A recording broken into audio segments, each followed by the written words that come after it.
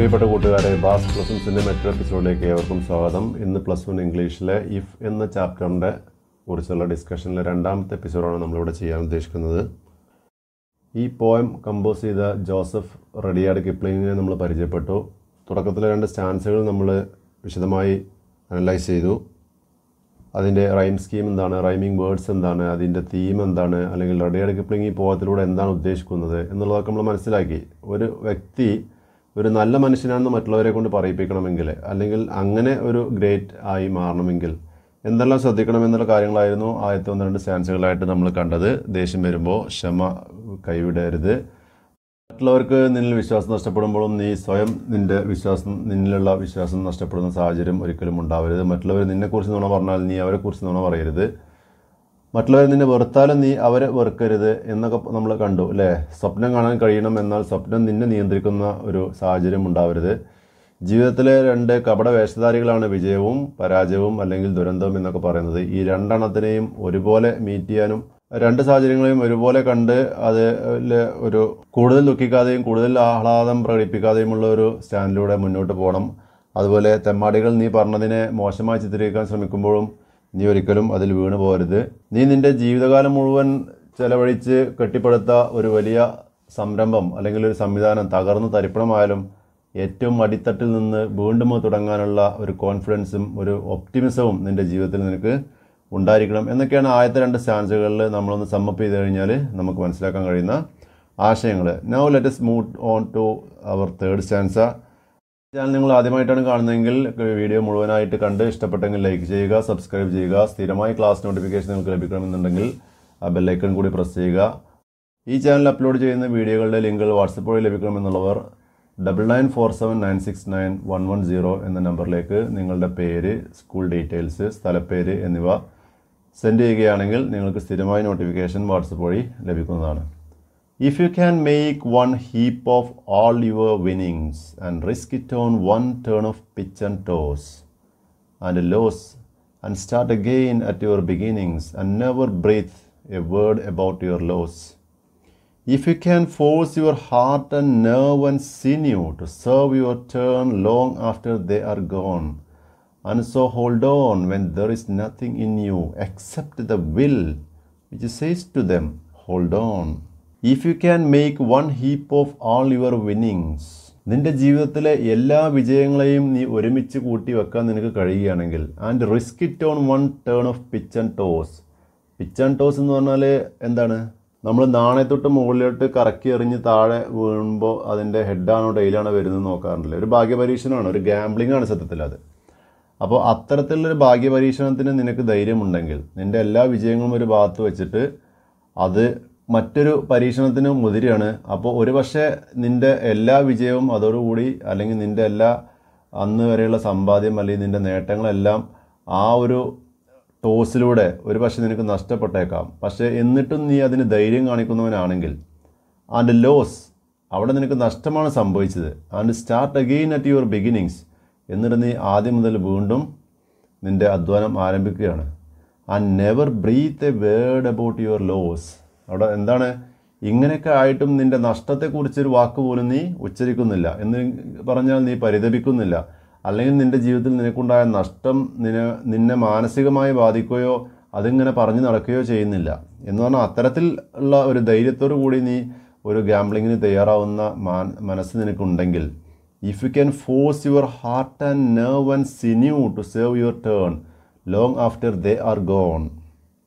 മറ്റുള്ളവരെല്ലാം ഉപേക്ഷിച്ച് പോയ ഒരു പദ്ധതി നീ നിൻ്റെ heart and nerve and sinew എന്നുള്ളതുകൊണ്ട് ഇവിടെ ഉദ്ദേശിച്ചത്, ഹാർട്ട് എന്ന് പറഞ്ഞാൽ നമ്മുടെ ഹൃദയം, നെർവ് എന്ന് പറഞ്ഞാൽ നമ്മുടെ ഞരമ്പുകൾ, സിന്യൂ എന്ന് പറഞ്ഞു കഴിഞ്ഞാൽ പേശികൾ എന്നാണ് അർത്ഥം. ഇവിടെ പോയിട്ട് ഉദ്ദേശിച്ചത് your whole body and your soul, നിൻ്റെ ശരീരം മുഴുവനായിട്ട് ഒരു ഉദ്യമത്തിന് വേണ്ടി നിനക്ക് ഒഴിച്ചു വെക്കാൻ സാധിക്കുമെങ്കിൽ, if you can force your heart and nerve and sinew to serve your turn long after they are gone, ബാക്കിയുള്ളവരെല്ലാം ഉപേക്ഷിച്ച് പോയ ഒരു ഉദ്യമത്തിന് നീ സ്വയം നിൻ്റെ ശരീരം മുഴുവനായി സമർപ്പിച്ച് മുന്നിട്ടിറങ്ങുകയാണ്. And so hold on when there is nothing in you, നിൻ്റെ അടുത്ത് ഒന്നുമില്ല അത് ആ ഉദ്യമം വിജയിപ്പിച്ചെടുക്കാൻ വേണ്ടിയിട്ട്. പക്ഷേ എന്നിരുന്നാലും നീ എന്ത് ചെയ്യാണ്? You keep on doing that. നീ ആ ഒരു ലക്ഷ്യപ്രാപ്തിയിലെത്താൻ വേണ്ടി കഠിനാധ്വാനം ചെയ്യാണ്. മറ്റാരും നിൻ്റെ കൂടെ ഇല്ല, ഒന്നൊഴികെ, ഒന്ന് മാത്രം നിൻ്റെ കൂടെ ഉണ്ട്. എന്താണത്? Except the will which says to them hold on. Except the will, ശ്രദ്ധിച്ചോ? വിൽ എന്നുള്ളതിൻ്റെ W ക്യാപിറ്റൽ ലെറ്റർ ആണ്. നമ്മൾ നേരത്തെ സെക്കൻഡ് സ്റ്റാൻസയിൽ 3rd ലൈനിൽ കണ്ടില്ലേ? If you can meet with triumph and disaster, T and D of triumph and disaster respectively, രണ്ടും capital letter ആണ്. ഇവിടെ വിൽ ക്യാപിറ്റൽ ലെറ്റർ ആക്കിയിരിക്കുന്നത് എന്തിനാണ്? ഇതും ഒരു പേഴ്സോണിഫിക്കേഷൻ ഉദാഹരണമാണ്. ഇവിടെ വിൽ എന്ന് പറഞ്ഞാൽ നിൻ്റെ ഇച്ഛ എന്നാണ് അർത്ഥം. ഇവിടെ നിൻ്റെ വിൽ പവറിനെ പേഴ്സോണിഫൈ ചെയ്തൊരു വ്യക്തിയായിട്ട് ചിത്രീകരിക്കുകയാണ്. നിൻ്റെ കൂടെ നിൻ്റെ വിൽ മാത്രമേ ഉള്ളൂ. വിൽ എന്ന് പറയുന്ന പേഴ്സൺ എന്ന അർത്ഥത്തിലാണ് ഇവിടെ വില്ലിൻ്റെ W ക്യാപിറ്റൽ ലെറ്റർ ആയിരിക്കുന്നത്, പേഴ്സോണിഫിക്കേഷനായിട്ട് യൂസ് ചെയ്തിരിക്കുന്നത്. Except the will which says to them. അപ്പോൾ വിൽ നമ്മുടെ ഹാർട്ട് ആൻഡ് നെർവ് ആൻഡ് സിനുവിനോട് പറയാണ് എന്ത്? Hold on, keep on doing, keep on doing, keep on doing. നീ ചെയ്തോ, നിനക്ക് സാധിക്കും എന്നുള്ള രീതിയിൽ നിൻ്റെ ഇച്ഛ നിന്നോട് പറയാണ്. മറ്റാരും നിൻ്റെ കൂടെ ഇല്ലെങ്കിലും ആ ഉദ്യമം വിജയിപ്പിച്ചെടുക്കാൻ മുന്നോട്ട് തന്നെ ഗമിക്കാൻ. ഇതിൻ്റെയും റൈം സ്കീം നിങ്ങൾ ശ്രദ്ധിക്കുക. AB CD എന്നാണെന്ന് കാണാൻ കഴിയും. സെക്കൻഡ് സ്റ്റാൻസയുടെ അതേ റൈം സ്കീമാണ്. ഇനി നമുക്ക് ലാസ്റ്റ് സ്റ്റാൻസയിലേക്ക് പോവാം. If you can talk with crowds and keep your virtue or walk with Kings nor lose the common touch, if neither foes nor loving friends can hurt you, if all men count with you but none too much, if you can fill the unforgiving minute with 60 seconds worth of distance run, yours is the earth and everything that is in it, and which is more, you will be a man, my son. കണ്ടോ, ഈ poem അവസാനിക്കുന്നത് ഇവിടെയാണ്, last സ്റ്റാൻസയിലാണ്. അപ്പോൾ നമുക്ക് ഇവിടെ എന്താണ് പറയുന്നത് നോക്കാം, എങ്ങനെയാണ് പോയറ്റ് ഈ പോയം കൺക്ലൂഡ് ചെയ്യുന്നത് നോക്കാം. If you can talk with crowds and keep your virtue, നിൻ്റെ നന്മ ഒരു തരത്തിലും കൈവെടിയാതെ നിനക്ക് പൊതുസമൂഹവുമായിട്ട് ജനങ്ങളുമായിട്ട് സംസാരിക്കാൻ കഴിയുന്നുവെങ്കിൽ, എന്ന് പറഞ്ഞാൽ സാധാരണക്കാരനുമായിട്ട് നിനക്ക് നല്ലൊരു മനുഷ്യനായിട്ട് പെരുമാറാനും സംസാരിക്കാനും കഴിയുന്നുവെങ്കിൽ, ഓർ വാക്ക് വിത്ത് കിങ്സ്, അതേസമയം നിനക്ക് രാജാക്കന്മാരുമായിട്ട് നടക്കാൻ കഴിയുന്നുവെങ്കിൽ, രാജാക്കന്മാരുടെ കൂടെ നടക്കുന്ന പറഞ്ഞാൽ സമൂഹത്തിലെ ഉന്നതരുമായിട്ട് നിനക്ക് ഇടപഴകാൻ കഴിയുന്നുവെങ്കിൽ, nor lose the common touch. അവിടെ ശ്രദ്ധിക്കേണ്ട ഒരു കാര്യം എന്താണ്? നീ സമൂഹത്തിലെ ഉന്നതരുടെ കൂടെ നടക്കുമ്പോഴും നിനക്ക് എന്ത് നഷ്ടപ്പെടരുത്? Nor lose the common touch, your contact, human touch with common people. സാധാരണക്കാരുമായിട്ടുള്ള നിൻ്റെ ബന്ധങ്ങൾ നീ എന്ത് ചെയ്യരുത്? കൈവെടിയരുത്, അല്ലെങ്കിൽ മുറിഞ്ഞു പോകരുത്. അല്ലെങ്കിൽ ഞാനിപ്പോൾ സമൂഹത്തിൽ വലിയ ആളായിട്ടുണ്ട് എന്ന് വിചാരിച്ച് സാധാരണക്കാരെ നീ മറന്നു പോവില്ല എങ്കിൽ, if neither force nor loving friends can hurt you, if all men count you but none too much. അങ്ങനെയുള്ള സാഹചര്യത്തിൽ if neither force nor loving friends can hurt you, നിൻ്റെ ഫോ ആൻഡ് ഫ്രണ്ട്, ഫോ എന്ന് പറഞ്ഞു കഴിഞ്ഞാൽ ശത്രു എന്നാണ് അർത്ഥം, ഫ്രണ്ട് എന്ന് പറഞ്ഞു കഴിഞ്ഞാൽ മിത്രം, സുഹൃത്ത് എന്നാണ് അർത്ഥം. If neither force nor loving friends can hurt U, നിൻ്റെ ശത്രുക്കൾക്കോ നിൻ്റെ സുഹൃത്തുക്കൾക്കോ നിന്നെ ഒരു തരത്തിലും ഹേർട്ട് ചെയ്യാൻ കഴിയുകയില്ല. If all men count with you, എല്ലാവരെയും നീ ഒരുപോലെ പരിഗണിക്കുന്നുവെങ്കിൽ, if all men count with you, if you equally consider every one, if you consider every one equally but none too much, ആർക്കും നീ പ്രത്യേകിച്ചൊരു പ്രത്യേക താല്പര്യമോ അല്ലെങ്കിൽ കൂടുതൽ ഇഷ്ടമോ കാണിക്കുന്നില്ല, എല്ലാവരെയും നീ ഒരുപോലെ കാണാൻ കഴിയുന്നവനാണെങ്കിൽ എന്ന് പറഞ്ഞാൽ ഇങ്ങനെയൊക്കെ ആവണം. If you can fill the unforgiving minute with 60 seconds worth of distance run. ഇവിടെ ഒരു മെറ്റഫോറിക് ആയിട്ടുള്ള എക്സ്പ്രഷനാണ് ഈ രണ്ട് വരികൾ. If you can fill the unforgiving minute with 60 seconds worth of distance run എന്ന് പറഞ്ഞാൽ ഇതിൻ്റെ വരികളിലൂടെ പോയിട്ട് ഉദ്ദേശിക്കുന്ന സെൻസ് ആദ്യം പറയാം. If you can fill every minute in your life with works, or if you are ready to work hard always, or if you are ready to engage yourself always in each and every second എന്നൊക്കെയാണ്. എന്ന് പറഞ്ഞാൽ നിൻ്റെ ജീവിതത്തിൻ്റെ ഓരോ സെക്കൻഡിനെയും നീ maximum utilise ചെയ്യുക എന്നുള്ള സെൻസാണ് ഇവിടെ ഉദ്ദേശിക്കുന്നത്. ഇനി നമുക്ക് വരികൾ ഒന്നും കൂടി ഒന്ന് ഡിസെക്റ്റ് ചെയ്ത് നോക്കാം. If you can fill the unforgiving minute, unforgive എന്ന് പറഞ്ഞാൽ, ഫോർഗീവ് എന്ന് പറഞ്ഞാൽ എന്താ? ക്ഷമിക്കുക എന്നാണ് അർത്ഥം. അൺഫോർഗീവ് എന്ന് പറഞ്ഞാൽ എന്താ? ക്ഷമിക്കാതിരിക്കുക. ഇവിടെ അൺഫോർഗിവിങ് മിനിറ്റ് എന്നുള്ളതുകൊണ്ട് ഉദ്ദേശിച്ചത് ടൈമാണ്. ടൈം ആരെയും കാത്തു നിൽക്കാറില്ല, അതിന് ഒരു ക്ഷമയുമില്ല. അല്ലെങ്കിൽ ടൈം എന്ന് പറഞ്ഞു കഴിഞ്ഞാൽ വേണമെങ്കിൽ എന്താണ്, നമുക്കൊക്കെ നിശ്ചയിച്ചൊരു സമയമുണ്ട്, ആ സമയം കഴിഞ്ഞാൽ നമ്മളുടെ ജീവിതം അവസാനിക്കും, അങ്ങനെയാവാം. അല്ലെങ്കിൽ വാച്ചിൽ സെക്കൻഡ് സൂചി നമുക്ക് എന്തെങ്കിലും തിരക്കുണ്ടായതുകൊണ്ട് മാറി നിൽക്കാറുണ്ടോ? അല്ലെങ്കിൽ ജസ്റ്റ് പോസ് ചെയ്ത് നിർത്താറുണ്ടോ? ഇല്ല, അത് 24 hours കറങ്ങിക്കൊണ്ടേ ഇരിക്കണം. അപ്പോൾ if you can fill the unforgiving minute, ആ മിനിറ്റിന് ഒരു ക്ഷമയില്ല. ഒരു മിനിറ്റെങ്കിലും ഒന്ന് വെയിറ്റ് ചെയ്യുക, അല്ലെങ്കിൽ ഒരു സെക്കൻഡ് ഒന്ന് വെയിറ്റ് ചെയ്യുന്ന പറഞ്ഞാൽ മിനിറ്റ് വെയിറ്റ് ചെയ്യുമോ? സെക്കൻഡ് സൂചി വെയിറ്റ് ചെയ്യുമോ? ഇല്ല. അപ്പോൾ അങ്ങനത്തെ സ്വഭാവക്കാരനായിട്ടുള്ള സമയം, if you can fill the unforgiving minute with 60 seconds worth of distance run. Minute എന്ന് പറഞ്ഞു കഴിഞ്ഞാൽ 60 seconds ആണ്. നീ എന്ത് ചെയ്യണം? ആ 60 seconds നിനക്ക് എത്ര ഓടിയെത്താൻ കഴിയുമെങ്കിൽ അത്രയും കൂടി ഓടിയെത്തണം എന്ന് പറഞ്ഞാൽ ആ ഒരു മിനിറ്റിനെ കൂടി നീ ഉപയോഗപ്പെടുത്തണം, ഇല്ലേ? ഇപ്പോൾ നമ്മുടെ പേഴ്സണൽ ലൈഫ് എടുത്തു കഴിഞ്ഞാൽ നമ്മൾ എന്തൊരു കാര്യവും അത് നമുക്ക് നാളെ തുടങ്ങാം. ഇപ്പോൾ പഠനത്തിൻ്റെ കാര്യം ഇന്ന് വൈകിട്ട് നമുക്ക് തുടങ്ങാം, അല്ലെങ്കിൽ നാളെ തുടങ്ങാം, അല്ലെങ്കിൽ അടുത്ത ഞായറാഴ്ച മുതൽ നമുക്ക് പഠനം തുടങ്ങാം.